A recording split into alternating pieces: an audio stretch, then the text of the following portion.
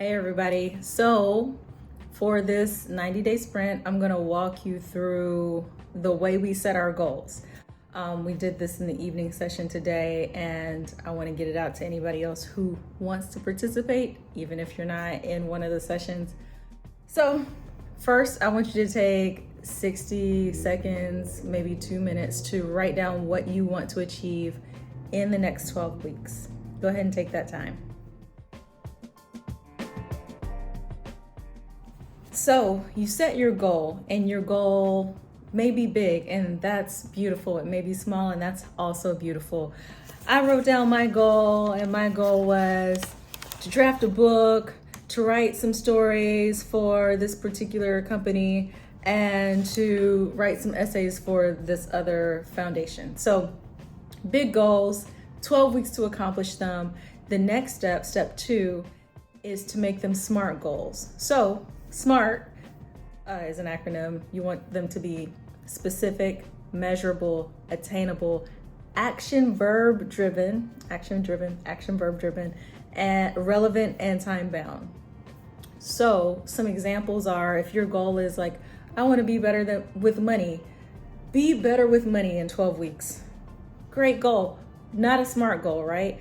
Your goal, if it's more specific, measurable, attainable, action verb oriented, relevant, and time bound, you might say, my goal is to reduce restaurant and bar expenses by half in 12 weeks. That is measurable, that is SMART, and it will also make you more financially responsible, right? Another example is a goal to have a better job in 90 days. Have a better job. Think about the verbs, right? To have a better job, to be better with money. Those are not even action verbs, which is why I put that in there. Nobody else is a grammar nerd in these business book areas who are writing SMART goals.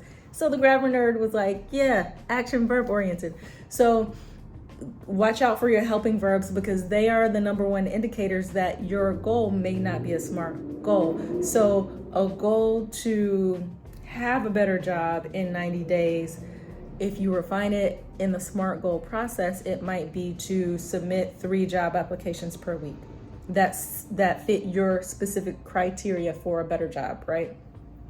3 good applications per week is something that's specific, measurable, attainable, action verb oriented, because you're submitting these applications. Submit is your verb. Relevant and time bound. Another example is, if your goal is to be less stressed, you can't measure that, like it's so big, but you might have a goal to meditate 5 minutes per day. So think about your writing goals in the same way. Take 1 to 2 minutes to revise your writing goals, and then we'll circle back. Okay, great. So now you've revised your goals to make them smarter. And let's look at my goals, because I've revised them as well. So instead of drafting a book over the course of 12 weeks, I want to draft, write, and revise 24 poems for this particular writing project and send them to a friend in 12 weeks. And that's still a huge goal, but 2 poems per week, I may be able to do it. I'm gonna have to push hard, and regardless, it is very specific, it is measurable, it is still attainable, action verb oriented, relevant, and time bound. I also have the goal, in the next 2 weeks, I want to draft, write, and revise 3 short stories that are 1,000 word stories for this particular company I want to work with. Okay, that's very smart. In 3 weeks, I will draft, write, revise, and send 3 essays to this particular foundation that are between 1,000 and 2,000 words. They didn't put the word count on me, but now that I see the word count, I'm like, oh, I can just start the project, write 1,000 words, and if they are good words, I have achieved my goal. I do not have to, like, sometimes by not being specific with our goals, it seems like mentally it's a psychic game. So it's like, oh my goodness, this is such a big goal. I have to write these 3 essays. But when you're like, no, I have to write 1,000 words in over for 3 different projects, it's like, oh, no, that's not bad. I can do that. And I can set aside the time to do that. So check your goals, make sure they are SMART goals. Let's take 60 seconds, go ahead and look through your goals, make sure they're SMART, make sure they are specific, measurable, attainable, action verb driven, relevant, and time bound. Relevant meaning it is relevant to your long-term vision for yourself. Now we're on step 3. Step 3 is to write down your why. Think about why this is important to you, important enough for you to show up to this video, for you to take the time to map out these 12 weeks, to dedicate yourself in this way. Why is it important? Your why, it has to be strong, whatever it is, right? It has to be stronger than the excuses that you will make in the moment. So the excuses are always toward convenience. Not always, often. It's often towards your normalized habit behavior, your habit pattern. It's often, the reason you're here is because you're trying to work against something that may be going against your goals. So your excuses will lead you away from your goals. So dedicate yourself for the next 1 to 2 minutes to really locking in what your why is for you. Dig in there, figure it out, and write it down.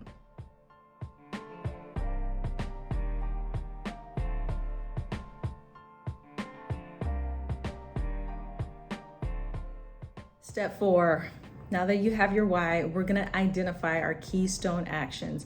Your keystone actions, think about them in this context. You know people, I know people who work so hard, but they do not work smart. So they are like, I'm in the gym lifting all these weights. I don't know why I'm not a better dancer. And it's like, well, get out of the gym, go to a dance studio. You are putting hours of work into this bench press and not working to your goal, but you call it work, right? You are stressed out, you are tired, you are exhausted, you are all these things that come with work, but it's really just busy work. So when we're thinking about our keystone actions, I want you to think strategically about what actions are actually important for you accomplishing this goal that you have for the next 12 weeks, right? Think about it like you have a room full of dominoes and you can go and knock down each domino one at a time. And that's gonna take up a lot of time and a lot of effort and a lot of just everything. Or you can figure out which domino will knock down several other dominoes for you. And the goal is to find the dominoes, like 1, 2, or 3 keystone actions, dominoes, 1, 2, or 3 dominoes that will knock down the most other dominoes for you. And that's what I want you to work on right now. Go ahead, take 1 to 2 minutes to write down specific actions, action verb actions, right? That are strategic for your 12-week goal.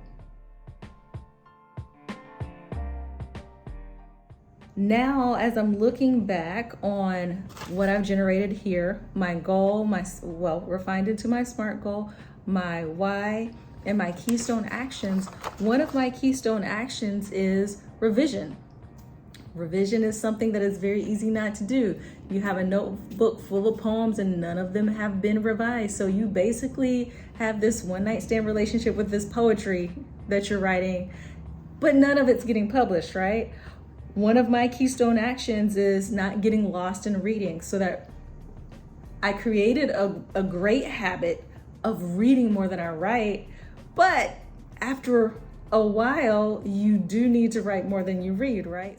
After a while of reading all the books, you have to get to the point where you are spending more time writing than you are reading because you can't publish what's already been published. So one of my keystone actions was don't get caught up reading, spend more time revising. Okay. Now we get to our 5th step, which is we're going to identify lead measures and lag measures. Your lead measures are process oriented.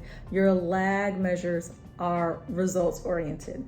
So, for example, if your goal is to lose weight, Your lead measure might be calories consumed per day. You can measure that on a daily basis. You can control it. So it's process oriented. You can control it. And then the lag measure might be how much you actually weigh, right? Which is the result of the lead measure. It happens by following the process of the lead measure. You get the lag measure, which is weight loss, or you don't, and that's a good thing to keep track of. You're like, okay, I ate this many calories per day for 3 months. I weigh this amount at the end of 3 months. What kind of is it important to pay attention to macros, or what kind of calories that I'm taking in? You can then adjust what you're doing because you're measuring both. Another example would be, I want to get stronger. So your lead measure might be the number of days you work out. The lag measure would be how much you can actually bench max out at, right? That is the part you can only control through the lead measure. So your lag measure happens as a result of your lead measure. Another example, I want to become a better basketball player. My lead measure is going to be shots per day. I'm going to take 100 shots per day. My lag measure is going to be how many points am I scoring per game. And now this is a great example because points per game, you cannot track that on a daily basis. So that's your lag measure. Some lag measures you can track on a daily basis and you might not want to. Some lag measures you cannot track on a daily basis, and that's absolutely fine. But your lead shots per day, you can control that. It is process oriented, it is habit oriented, it is all that your efforts are put there. And then your result is the number of points per game, which you cannot always control. You can't control if the other team is full court pressing the whole time. You can't control if they're running a triangle defense, which means they have 2 guys on you, right? And the other guys are in a zone defense in a triangle shape. You can't control if they've got some all-star on your team. You can't control all those variables. You're just taking the shots you can take in the game and trying to make them. So that lag measure is results oriented in that you cannot control all the variables. Another example, I'm giving multiple examples because this one's kind of difficult to get. It can be. So another example is if I'm a dentist and I want to grow my practice. A lead measure might be how many clients do I see per day? See as in treat in some way. A lag measure would be what was my revenue this week for my business, right? One action produced the other as a result, process oriented versus results oriented. So think about that. Think about even applying for a job. The goal is I want a better job. Your lead measure is how many jobs per week are you applying to that fit your criteria? Your lag measure is, did I get the job or did I get the interviews, right? How many interviews am I getting? Interviews you have no control over. You're just tracking the process. And again, when you're tracking lead and lag, you can kind of figure out if something's off. If your lead measure is not leading to your lag measure, if you're submitting applications and not getting interviews, then you have to go back and look and see, well, is my lead measure right? Because my lead's not getting me to what I want. Is this right? Are my application materials the best they can be? Am I applying to jobs that I actually qualify for? All those questions that you would need to ask in that process. So I'm going to stop talking. I'm going to give you 60 seconds to 120 seconds. Take your time. Don't take too much time. Do it for a couple of minutes and then come back and check in with me. And I want to say more about this lead and lag, okay? Okay, so now you've written down a couple of lead and a couple of lag measures. I want you as a writer to go back and think about them, right? So sometimes it's harder to picture lead and lag measures as a writer. I want you to look at your paper, and if you have a lag measure about publication, but your goal is not publishing, like your goal here for this 12 weeks is not a publication goal, then go back and revise, right? So if your goal was, I want to publish X amount of poems over this 12 weeks, then your lead measure would be, how many poems have I submitted for publication? Your lag measure would be, how many poems were accepted? Your lag measure comes later. But if you have publication written down and your goal for this 12 weeks is a writing goal, then we have to go back and revise so that your lead and lag are both writing oriented. So, for example, for me, if my goal is to write 24, if my goal is to write 24 poems over this period of time, then my lead measure might be my writing time and my revision time. They both have to be there. My lag measure might be the number of deliverables I have at the end of a week. So if I'm writing an essay and revising an essay at the end of the week, is that essay ready for me to go? Perfect, it's 90% done. Check, I did it. For academic writers, your lead measure might be how much time you spent writing. Did you spend the 60 minutes writing? Did you spend the 3 hours writing this week, or however you're tracking it? Your lag measure might be your word count, because the word count is not something you can fully control. You might get to a point where you're like, oh, I have to do research on this and I have to read up on that, and then all these things have to come together for this, that's what happens in academic writing. So your word count might be the lag measure that you track, that you can kind of work toward, but we're not. If your word count were a lead measure, then you can just throw up on the page, right? But since it's a lag measure, it is a result that you are just looking at the end of the week, so that you can see, this week I wrote 3,000 words. The previous week I wrote 600 words.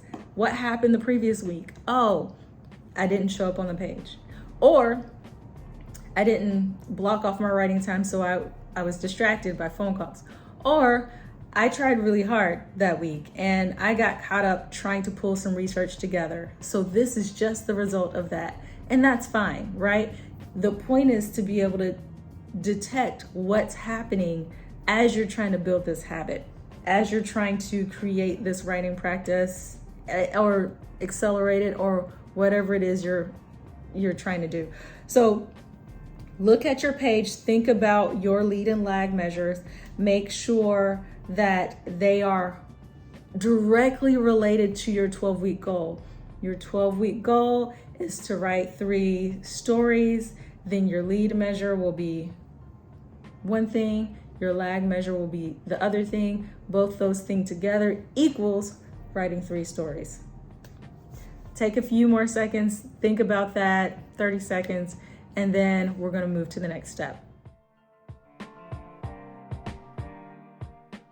All right, stay with me, guys. We are almost there. You've done a lot of hard work. Now, step 6 is to look at your 12-week goal. We're going to break it down into a bite.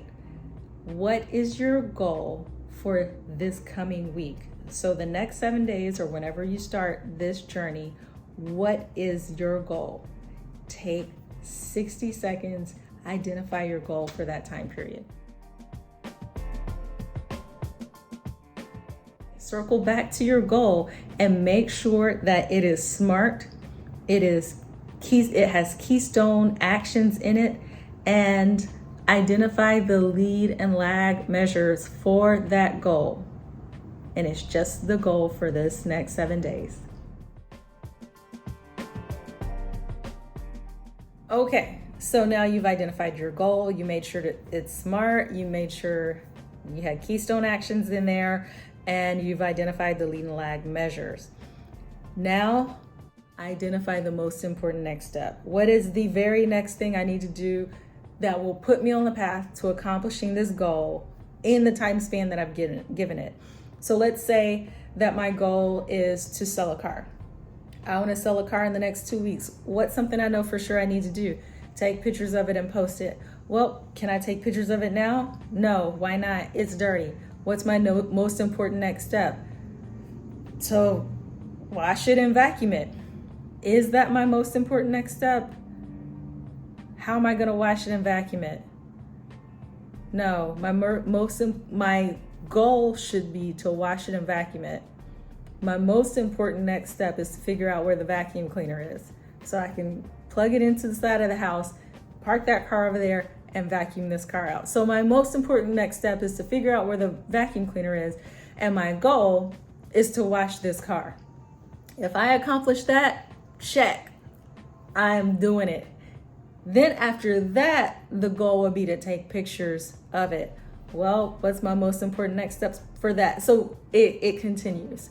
So take 60 seconds or 120 seconds to identify your most important next step that will take you on the path to accomplishing your goal for the next 7 days.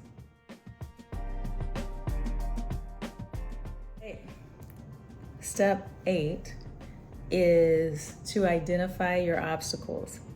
This part can be difficult. Be honest with yourself. What is the real obstacle that keeps you from this goal?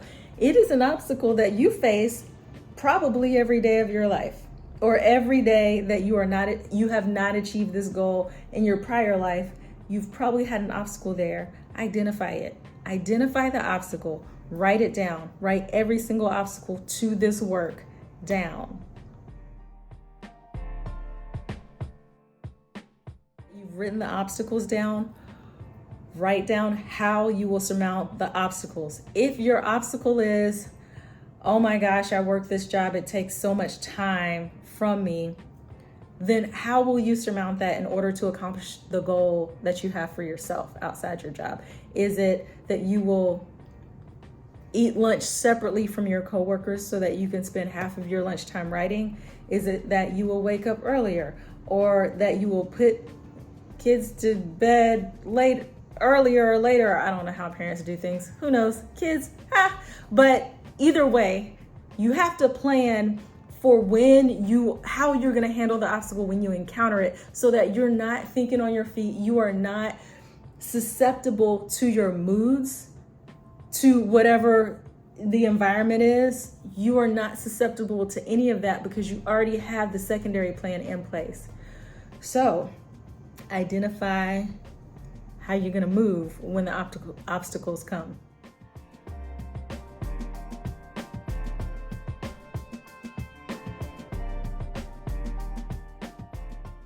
This is the final step. You've done so much work now, and this last step is super important. You have to put everything you just said in a calendar, whatever calendar you operate from. I love walking around with a journal, and I steal a lot from this journal, so I'll go ahead and give Brandon Turner props for the 90 Days of Intention journal. I learned a lot from him. We are best friends. He doesn't know me. He never met me, but we're super cool. So this is where I operate from. I have also operated from a little bullet journal, which I'll show you. And I've printed out my own sheets, but either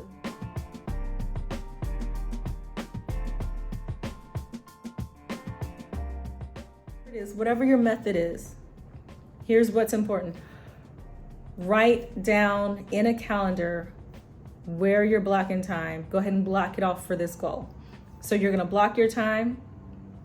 You are going to write down exactly what your lead and lag measures are, right? A place to track it so that you can get there and say, if your goal is writing 60 minutes a day, 3 days a week, you can go there and write 60, yay! Or you can go there and write 0 because that wasn't your writing day. Your lead and your lag measures. So some of your lag measures will just say 0 for a long time until you get the lag result. or if you're dealing with something different like weight, it'll just be the same for a long time until you get the lag result, until you can lift heavier weight or you weigh a heavier or lighter weight or whatever it is your goal is. So the point is that you want to make a habit of tracking these things. So lead and lag measure right there. You're going to time block that area for yourself. And when I say time block, imagine it in a very big way where you are actually blocking out everything, including your phone, including emails, because they don't need you for this time of day. Right here, this hour, this 30 minutes, this 15 minutes, goal might be meditation, this 5 minutes, right? Nothing else can penetrate. I'm blocking it all out, right? Time block. It also looks like a block, whatever. That is the last step. Thank you guys for going on this journey. Go ahead and write that down. Write that down. All right, guys, I'm super proud of you. You have that down. You are ready to go. So every day you're going to check in with that calendar. You're going to block time off either every night for the next morning, or you're going to block time off for the entire week at the beginning of the week. However you choose to do it, you have to visit that journal, that calendar every single day. Check in with it, mark things, keep moving every single day, right? At the end of the week, you're going to reflect on the previous week. Did you accomplish what did you say you were going to accomplish? Did you accomplish it? Why or why not? And then look forward to the next week. What do I need to accomplish this next week? How do I strategize toward that, right? What's my most important next step? So every day you're asking yourself those questions, and every week you're asking yourself similar questions in order to make it in this 90-day sprint. I hope that's helpful. If you found it helpful, please like and share it. And check in with me in the comments. Let me know how things are going for you if you are not in one of the writing groups that I'm hosting right now. Talk to you soon. Hey, y'all. Before I let y'all go, I want to take a second to make a case for lead and lag measures. Why do I believe that they're important? It's partly because, and I think this part is the most important for you guys, so I'm just gonna say this part, but there, as writers, as creatives, there's a lot of imposter syndrome, and lead and lag measures help to mitigate that. So if what I want to do, if my goal is to read X amount of pages, and annotate those pages because I'm really trying to deepen my craft, then at the end of the week, if I'm tracking my pages or tracking my lead measure, whatever that is, and my lag measure, whatever that is, at the end of the week, it doesn't matter. A lot of times people assess their progress without numbers. And so that assessment is based on mood. It's based on whether or not they ate, did they sleep enough, what they last saw on TikTok or Facebook. So all of these things can affect the self-assessment of whether you are actually achieving your goals, right? Well, that's all social media is, right? Like, you look at that and you're like, oh, am I achieving? No, I'm failing. Whereas if you have metrics, a lead and lag measure, you can look at your metrics and say, oh yeah, I'm on top of this. I set a goal to read X amount of pages per week, and did I do it? Yes, I did. Right? I set a goal to write X amount of items, deliverables, whatever, per week. Did I do it? Yes, I did. It does not matter that it happens to be rainy and winter outside, and so my mood is a little so I feel a little and it also doesn't matter that some of my friends just went on vacation, so my mood is a little or whatever the case. Any of these things can affect you. Waking up with a too alarming alarm can affect your self-assessment of yourself. So it's a way to just like mitigate all that.